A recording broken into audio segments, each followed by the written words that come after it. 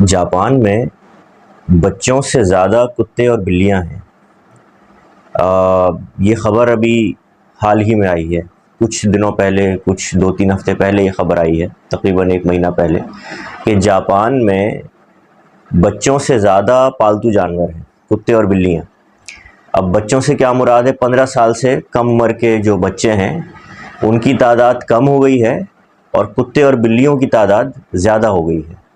यानी आप ये समझिए कि अगर जो आदाद-ओ-शुमार हैं उनके मुताबिक 13.7 मिलियन 1 करोड़ 37 लाख अगर बच्चे हैं 15 साल से कम उम्र के जापान में, तो 2 करोड़ से ऊपर पालतू जानवर हैं, कुत्ते और बिल्लियां हैं। तो तकरीबन 60 लाख का इसमें फ़र्क आ गया है। और 2026 में अभी तक ये तादाद बहुत तेज़ी से बढ़ रही है। तो ये ख़बर इन इटसेल्फ सुनने में तो दिलचस्प या अजीब लगती है कि यार किसी मुल्क में बच्चे कम हैं 15 साल से कम उम्र के और पालतू जानवर ज़्यादा हैं, और बज़ाहिर इसमें कोई मुज़ायक़े की बात नहीं नज़र आती, लेकिन इसके पीछे बहुत सारी वजूहात हैं जो बहुत दिलचस्प हैं और किसी हद तक तशवीशनाक भी हैं। हम जापान के बारे में गुज़श्ता अपनी इब्तिदाई 2 वीडियोज़ में भी बात कर चुके हैं, और बहुत शानदार मुआशरा है, बहुत अच्छे मेहनती लोग हैं, लेकिन एक मुसलसल मशीनी ज़िंदगी गुजारने से और वर्क ओरिएंटेड लाइफ गुजारने से कि काम पर फोकस रखना है, काम काम और बस काम करना है, तो उससे इंसानी समाज किस हद तक मुतासिर होता है और उसके क्या नताइज और असरात मुरतब होते हैं, ये आज सामने आ रहा है। मुसलसल कई दहाइयों से, कई सालों से नहीं, कई दहाइयों से जापान में ये फ़िनोमेनन मौजूद था कि आबादी कम हो रही है। पहले भी हम बात कर चुके हैं, ख़ास तौर पर नौजवान नस्ल की आबादी घट रही है, बूढ़ों की आबादी ज़्यादा है, नए बच्चे पैदा नहीं हो रहे हैं, और उसके मुख्तलिफ़ अवामिल हैं, और उसके साथ साथ जो है वो पालतू जानवरों की तादाद में इजाफ़ा होता जा रहा है। ये कई दहाइयों से हो रहा है, लेकिन गुज़श्ता साल 2025 में ये बहुत तेज़ी से हुआ है, और जो उनका फर्टिलिटी रेट है 1.14% हो गया है, यानी कि जो शरह पैदाइश है जापान में। हालांकि कम से कम जो मौजूदा आबादी है उसको भी मेंटेन रखने के लिए दुनिया भर में 2.1% फर्टिलिटी रेट होना चाहिए, 2% से ऊपर शरह होनी चाहिए आबादी की, तब कहीं जाके मौजूदा आबादी का बैलेंस कायम रहता है। तो वाक़या यह है कि जापान में बच्चे पैदा नहीं हो रहे हैं, बूढ़ों की तादाद ज़्यादा हो रही है, और अब पालतू जानवरों की तादाद 15 साल से कम उम्र के बच्चों से ज़्यादा हो गई, और लोग उनको, अब जो असल दिलचस्प बात है वो ये कि लोग पालतू जानवरों को अपने बच्चों की तरह पाल रहे हैं। अब उसकी क्या वजूहात हैं? उसकी एक वजह तो यह है कि वक्त ही नहीं है बच्चे पैदा करने का, फैमिली बनाने का। सबसे बड़ी बात यह है, जब आप एक मशीनी ज़िंदगी में दाखिल हो जाते हैं, काम ही करना है सिर्फ़, और काम काम और काम करना है, तो उसमें फैमिली बनाने के लिए, बच्चे पैदा करने के लिए तो वक्त नहीं है। ख़ानदानी ज़िम्मेदारियाँ अदा करने के लिए, मियाँ बीवी के ताल्लुकात निभाने के लिए, बच्चे पैदा करने के लिए, उनकी तरबियत करने के लिए, उनके साथ वक्त गुजारने के लिए, उनको वक्त देने के लिए तो हमारे पास टाइम नहीं है बिल्कुल भी। हमें तो काम काम काम करना है। तो उसमें ये तरजीह जो है ना वो तब्दील हो जाती है इंसान की, और इसमें सबसे ज़्यादा जो तरजीहात तब्दील हुई हैं वो ख़वातीन की हुई हैं कि अब जिसको बच्चे पैदा करने हैं उसी को काम की धुन सवार है। तो ख़वातीन बहुत ज़्यादा इस मामले में हसास हैं कि नहीं, अगर हमें करियर बनाना है और अगर हमें प्रोफेशन बनाना है अपना, तो हम बच्चे तो नहीं पैदा कर सकती, हम घर में बैठ के बच्चे तो नहीं पाल सकती, तो ये तो हमारे लिए नामुमकिन हो गया है। तो इसलिए अब आप बच्चे पैदा ही ना करें। बच्चे जब नहीं पैदा करने हैं तो फिर शादी करने की भी क्या ज़रूरत है? फिर बेहतर है कि अकेले रहो, तो इसमें ज़्यादा आसानी है। और जब अकेले ही रहना है तो कोई कुत्ता पाल लो, कोई बिल्ली पाल लो। बिल्लियाँ ज़्यादा हैं, 8.8 मिलियन गालिबन बिल्लियाँ हैं वहाँ पर, 88 लाख, और 6 पॉइंट समथिंग मिलियन, 60 लाख से कुछ ऊपर कुत्ते हैं जापान में। तो ये नंबर्स आगे पीछे होते रहते हैं, मुख्तलिफ़ सोर्सेज से भी नंबर्स जो है मुख्तलिफ मिलते हैं, लेकिन ये एक फ़िनोमेनन है वहाँ पर। तो वो बुढ़ापे में भी साथ देता है, कुत्ता छोड़ के भी नहीं जाता, औलाद छोड़ के भी चली जाती है। तो ये तो एक पहलू है। दूसरा पहलू है मुआशी। पैसे नहीं हैं, इतना कमाने के बावजूद, दिन रात एक कर देने के बावजूद, इस कदर मेहनत करने के बावजूद इतने पैसे नहीं है कि इंसान शादी कर ले और घर बना ले और बच्चे पैदा कर ले और बच्चों की परवरिश कर दे।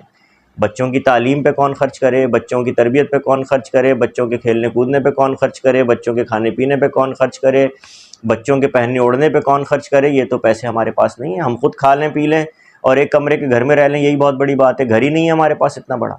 इतनी मेहनत करने के बावजूद, इतना सब कुछ करने के बावजूद घर बनाने, घर चलाने के लिए जो है वो पैसे नहीं है जापानियों के पास। तो ये एक बहुत बड़ा फिनोमेनन है। अब कुत्ता तो कहीं भी रह लेता है, कुत्ते के लिए तो इतना बड़ा आपको घर नहीं चाहिए। कुत्ते को स्कूल में भी नहीं दाखिल कराना होता, कुत्ते को करियर भी नहीं बनाना होता, तो वो तो आपके साथ ज़िंदगी भर रह लेगा, जितना भी उसका टाइम है वो गुजार लेगा। ये दूसरी सबसे बड़ी वजह है।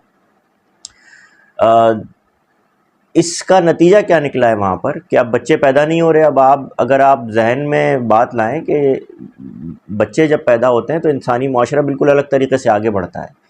अब उसके दीगर अवामिल तो अपनी जगह हैं कि समाजी उसके असरात क्या मुरतब हो रहे हैं कि बच्चे नहीं पैदा हो रहे, तो नस्ल आगे कैसे बढ़ेगी, आबादी का क्या होगा, इंसान कहाँ जाएंगे। इसका एक मुआशी पहलू बहुत बड़ा है। अब बच्चों के लिए स्पेशल डॉक्टर्स होते हैं, पीडियाट्रिशियंस होते हैं, बच्चों के लिए कपड़े होते हैं, उनकी एक पूरी इंडस्ट्री होती है, बच्चों के लिए खिलौने होते हैं, उनकी एक पूरी इंडस्ट्री होती है, बच्चों के लिए पार्क्स होते हैं, तफरीगाहें होती हैं, उनकी एक पूरी इंडस्ट्री होती है, बच्चों के लिए मुख्तलिफ़ मकामात होते हैं जहाँ आप, होटल्स होते हैं जहाँ आप उनको लेके जाते हैं, ठहरते हैं। बच्चों के लिए हर जगह खुसूसी इंतज़ामात होते हैं। अब बच्चे तो हैं ही नहीं जापान में, तो ये सारे इंतज़ामात किसके लिए हो रहे हैं? ये जानवरों के लिए हो रहे हैं, ये कुत्ते और बिल्लियों के लिए हो रहे हैं।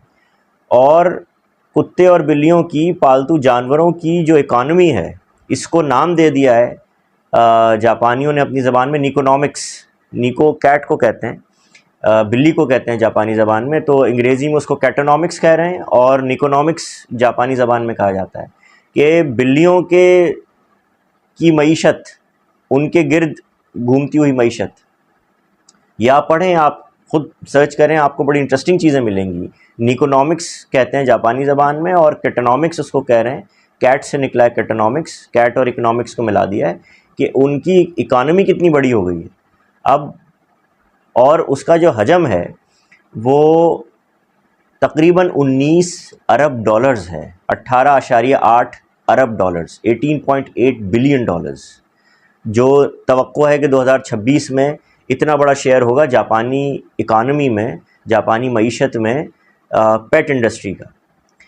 आप तकरीबन 19 अरब डॉलर्स का मतलब समझना चाहते हैं तो ये समझिए कि IMF हमें 1 अरब डॉलर देता है जिसके लिए हमें नाक रगड़वा देता है। वो जो मशहूर किस्त IMF ने हमको दी थी, जिसके देने में उसने महीनों लगा दिए थे, और हमारे वज़ीर ख़ज़ाना उस वक्त के साख डार साहब को ये कहना पड़ा था कि जियो पॉलिटिक्स हमारे साथ हो रही है। 1 अरब डॉलर का सवाल था, 1 अरब डॉलर का। सिर्फ एक मुल्क चलाने के लिए सिर्फ ही होता है 1 अरब डॉलर, उसके लिए IMF ने हमको नाक रगड़वा दी थी। और जापान में जो कुत्ते बिल्लियों की इकानमी है वो तकरीबन 19 अरब डॉलर्स होने की तवक्को है 2026 में। तो ये इकानमी से क्या मुराद है आपकी? कुत्तों के अस्पताल बन रहे हैं, कुत्तों के कपड़े मिल रहे हैं, कुत्तों के चश्मे मिल रहे हैं, कुत्तों के खिलौने मिल रहे हैं, कुत्तों के घर मिल रहे हैं, कुत्तों के वॉकर्स मिल रहे हैं, कुत्तों के डायपर्स मिल रहे हैं, कुत्तों के डॉक्टर्स बहुत बड़ी तादाद में हैं, कुत्तों के अस्पताल हैं, कुत्तों के लिए बाकायदा होटल्स बन रहे हैं कि जहाँ जाके वो ठहर सकें। ज़ाहिर है वो इंसानों के साथ उस तरीके से नहीं ठहर सकते। उनके लिए तफरीगाहें बन रही हैं, उनके लिए बहुत सारे ऐसे काम हो रहे हैं जो उन्हीं से मखसूस हैं। पेट फूड की एक बहुत बड़ी इंडस्ट्री है, कुत्तों के लिए नए नए तरह के, कुत्ते बिल्लियों के लिए ग़िज़ाएँ ईजाद हो रही हैं, उनके पहनावे ईजाद हो रहे हैं, उनके खिलौने ईजाद हो रहे हैं, उनके लिए तफरी की चीज़ें ईजाद हो रही हैं। तो उसके ऊपर अब बच्चों की ये जो सारी चीज़ें होती थी कि बच्चों के खिलौने बनते थे, बच्चों के कपड़े बनते थे, बच्चों के आराइश की चीज़ें बनती थी, बच्चों की तफरीगाहें बनती थी, बच्चों के लिए तफरी के लिए चीज़ें बनती थी, बच्चों के डॉक्टर पढ़ लिख कर बनते थे, पीडियाट्रिशन्स। इन सब को रिप्लेस कर लिया है कुत्ते और बिल्लियों ने। ये एक बहुत, आप इसको दिलचस्प कह लें या अहम कह लें या तशवीशनाक कह लें, ये पहलू है जापान के समाज का। ये दुनिया के और मुआशरों में भी हो रहा है, इटली में भी यही तकरीबन कम व बेश सूरत हाल है, लेकिन जापान में ये सूरत हाल अपनी इंतहा को पहुंच गई। तो इन सब चीज़ों को देखते हुए हमें सोचना चाहिए कि इंसानी ज़िंदगी की इंतहा क्या है, इंसानी समाज की मेराज क्या है, और इंसानी मुआशरत का, इंसानी तमद्दुन का, उसकी मुंतहा क्या है, उसका आखिरी नतीजा क्या निकलना है, हमारी तवज्जो किस तरफ है। हमको क्या बनना है और हम क्या बनना चाहते हैं। ये मादियत का एक तसव्वुर है जो हमारे सामने जिसकी शक्ल ज़ाहिर हो रही है।